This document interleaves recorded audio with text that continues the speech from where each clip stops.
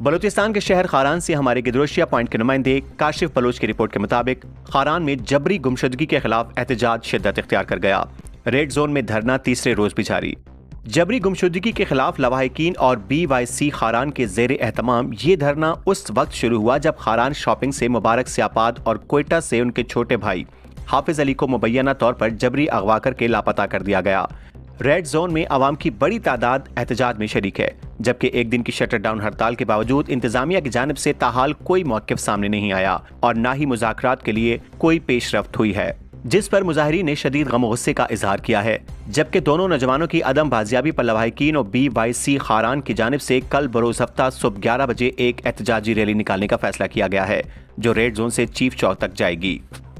بلوچستان کی تازہ ترین خبروں سے باخبر رہنے کے لیے گدروشیا پوائنٹ چینل کو YouTube پر سبسکرائب کریں اور Facebook، Instagram اور TikTok پر فالو کریں تاکہ آپ سے کوئی خبر رہ نہ جائے۔